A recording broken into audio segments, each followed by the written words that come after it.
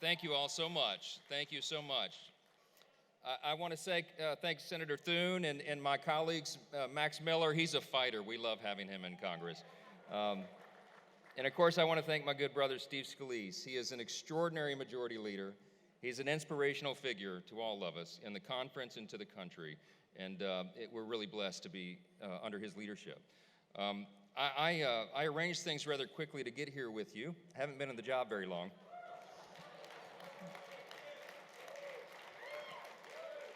In fact, this is not, it's not just symbolism, but I think it is symbolic. This is my first public event as the 56th Speaker of the House.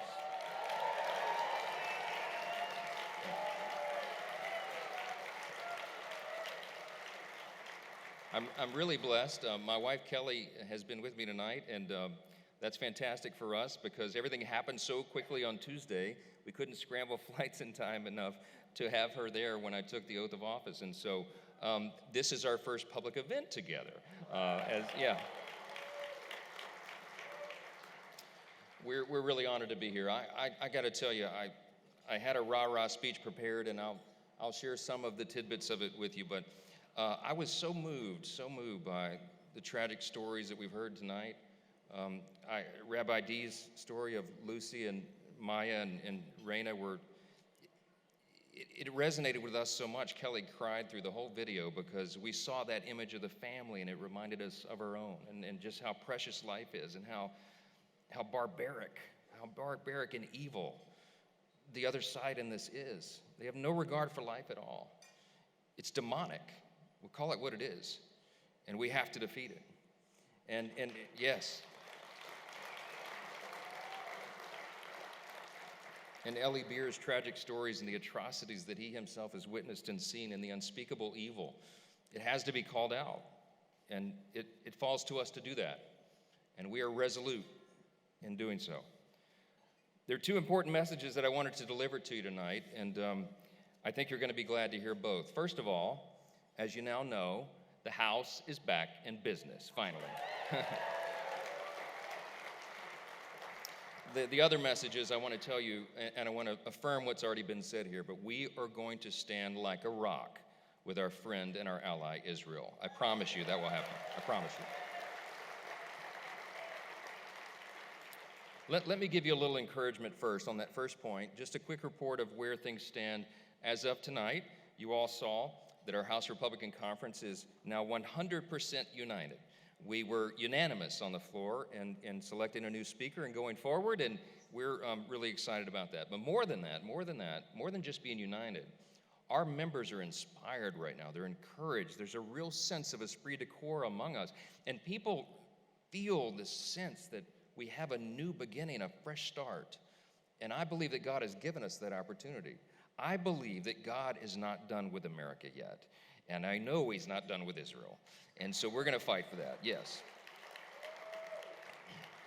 God is really, he's blessing our efforts right now. I just want to tell you, we know that we're living in a time of unprecedented challenge. We've heard that many times tonight, and it's certainly true. We had 3 weeks of turmoil in the House, and certainly these weeks of unrest around the globe. But we have emerged even stronger, and we are united in the cause before us. Right now, members are genuinely excited about what we're doing today and where we're headed. We have party leaders and grassroots activists all around the country that are articulating this renewed energy that they feel, and they have new faith in our mission. They believe again that we can do this, and they should, because we are going to do it. And across the board, we're seeing huge surges in metrics that matter, like fundraising numbers nationwide. All that's happened in the last couple of days. People are having a sense of a purpose again in our cause and in what we're doing. We have a moment here, I think, to rebuild the trust of the people and to restore their faith in who we are and why we are here and what we're fighting for. And this is clearly a fateful time. Now, we know what's going on. Even as Israel is so viciously and unjustly attacked, we see our enemies around the globe being emboldened. Russia and China, Iran, of course, being the cause of so much of this. Our national debt has soared now to $33.6 trillion.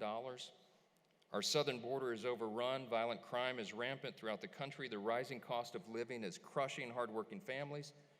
Powerful federal agencies have been weaponized against the very people that they were designed to protect and serve, and those people are losing their faith in government overall.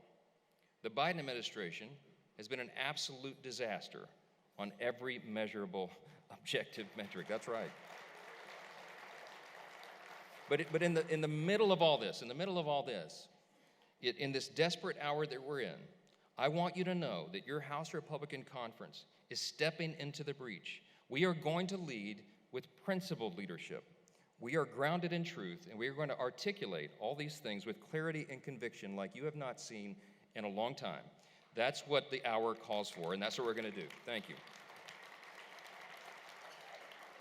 The more important message that I wanted to deliver to this audience tonight, and the reason I wanted to be here, is because I want you to know that we are resolved on behalf of Israel. And when I say that, I mean we share your outrage, of course, with what everyone is seeing, and we want to do everything that we can. The Republicans in Congress, and I think I can speak for the whole body, almost the whole body, know what has to be done here. Steve Scalise mentioned that my first act as the Speaker was to bring the resolution to make formal and official in the congressional record our resolve to stand with Israel and against the barbarism of Hamas and all of its accomplices. But I want you to know,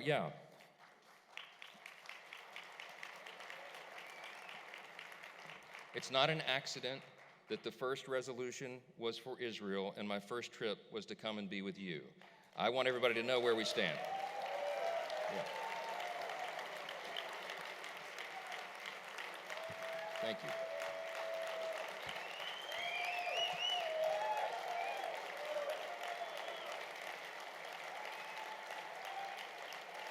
Thank you.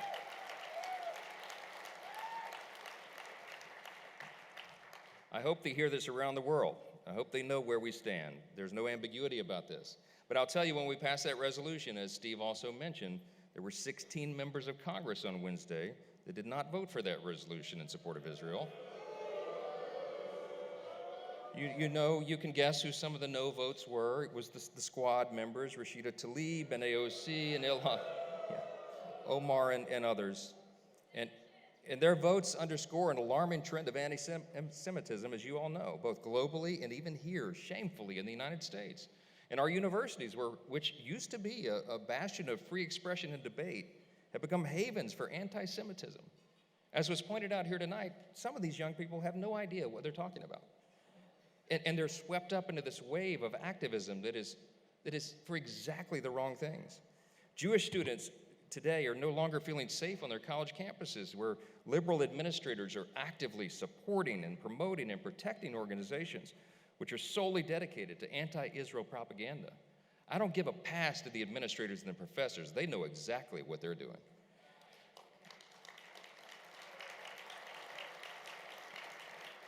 Following the Hamas attacks, some other people knew what they were doing as well. U.S. television networks were covering the anti-Israel commentary, while the bodies of Israelis still lay in the streets and hostages were held in Gaza. They were engaging in this rhetoric that was so dangerous. The New York Times, I'll call them out, the New York Times, NPR, the Associated Press, others breathlessly repeated overt Hamas propaganda. And we all know that could have led to an escalation of the war that would have immense global consequences. They seem not to care about that. That is shameful. It should be called out. The world's oldest prejudice has become mainstream now, thanks to academia and the mainstream media and fringe government figures. But we must not only call out these anti-Semitic attacks, we must act. So as Steve mentioned, in the week ahead, House Republicans will work swiftly to pass legislation to provide Israel much-needed resources in their fight against these barbaric terrorists. We will stand with Israel strongly. And I want to echo another message that may have been shared here over the day. This message is to the UN. There will be a ceasefire only when Hamas ceases to be a threat to Israel.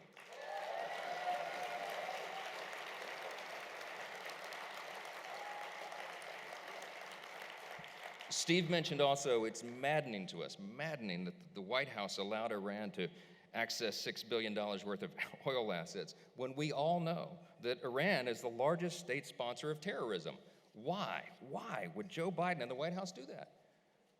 We're going to take action to do everything we can to reverse it. Israel and the U.S. enjoy an unbreakable bond that's forged over decades, of course, of bilateral assistance. And there are lots of reasons that we do that. They are obviously our greatest ally in the Middle East, and clearly they are one of our most important friends.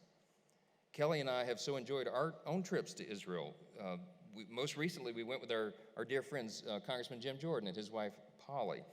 On that trip, yeah, Jim Jordan always gets a shout, that's right. He's known everywhere. We were walking down the streets of Jerusalem, and people are coming up, Jim Jordan, selfies. I'm like, really? Hero? And at that time, they said, hey, will you take our picture? I was the photographer. Seriously.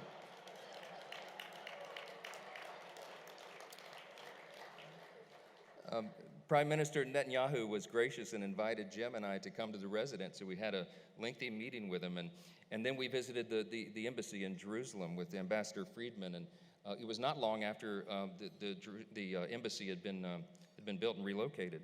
And it was a remarkable visit for us. And through our travels, our trips to Israel, we've made many dear friends, and we formed very special relationships with people, and we have been on our knees in prayer on their behalf and for all those that we know there, for their safety. Our hearts have been broken over the brutality and the war waged against the innocent people there. This morning, Prime Minister Netanyahu said unequivocally, this is his quote, "This is our second war of liberation. We're going to fight, and it will be the good over evil, light over darkness." Last night I spoke with him on the telephone. The Prime Minister called me, and I used those very words myself. I said, Bibi, it's good over evil. It's light over darkness. We all see that. We all understand that. We all know it, and the whole world knows it. But some want to turn a blind eye. It's unacceptable. I assure the Prime Minister of our unwavering support of Israel and her people, and I assured him that our Congress, and under my leadership, we will be there until the end. We will be there until the end of this conflict.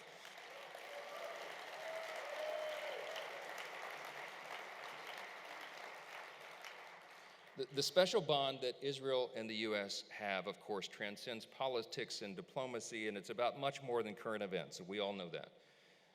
I want to say this clearly for those who may be watching and younger Americans who may not understand why this bond is so important and special to us. As a Christian, I know and we believe that the Bible teaches very clearly that we're to stand with Israel, that God will bless the nation that blesses Israel, that we're to pay peace of Jerusalem. Exactly. But what I'm afraid a lot of young people don't understand is that America was actually founded on our Judeo-Christian heritage and the principles that derive therefrom. That's right.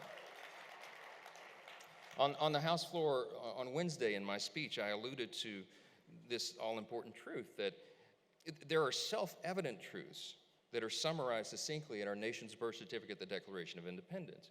And we can't say this too often because people have lost sight of the truths. They've lost sight of the foundations that America was built upon. And it's something that is deeply related to Israel and the joint heritage that we share. I also mentioned that G.K. Chesterton was the famous British politician and philosopher and statesman. And he famously said one time, he observed that America is the only nation in the world that was founded upon a creed. And he said it was listed with almost theological lucidity in the Declaration of Independence. And what was the creed? It's the second paragraph, the famous second paragraph that we don't make school children memorize anymore, but they should. We hold these truths to be self-evident. What is a self-evident truth, by the way? It's something that's obvious. It's something that everyone can observe. We hold these truths to be self-evident that all men are created equal. Notably, as I told my colleagues on the floor, that document does not say born equal. It says created equal. Yes. And the Declaration goes on, and that they are endowed by their Creator with certain inalienable rights, that among these the rights to life, liberty, and the pursuit of happiness. That belief, that simple statement, it's almost a religious statement of faith. It's a creed, as Chesterton said. That has been the foundation for who we are as a nation under God, blessed by Him. And that belief has made us exceptional. I also referenced in my speech the other night what I call the 7 core principles of American conservatism, which are derived from the self-evident truths. And I articulate these as individual freedom, limited government, the rule of law, peace through strength, fiscal responsibility, free markets, and human dignity. Now, these principles are articulated in our party platform, the Republican Party platform, in various ways. But people don't know this anymore. They don't understand. These are our fixed points on the horizon, and we can never lose sight of them. These are the principles that will help guide us through the troubled times that we're in now, and they will help us to keep the republic. In Ronald Reagan's famous farewell address, he said, "They call me the great communicator. I really wasn't." I'm paraphrasing him. He said, "I was just communicating great things, and they're the same great things that have guided our nation since its founding." We, all of us today, are the stewards of those great principles. We are the stewards of those self-evident truths.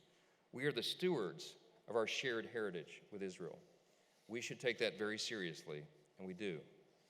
We cannot overstate the importance of the challenges that are facing us, but I believe every single one of us was born and determined to be here for a time such as this. I believe that we can and we will prevail in this great cause so that freedom will be preserved, so that Israel will be safe, and that we will keep our own republic, which Abraham Lincoln famously said is the last best hope of man on the earth. I want to thank you for all you do. Thank you. Thank you.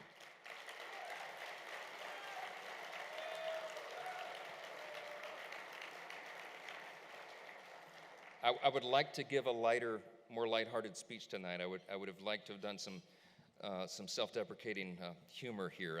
I typically speak in that way, but what's upon us right now, it just feels too heavy.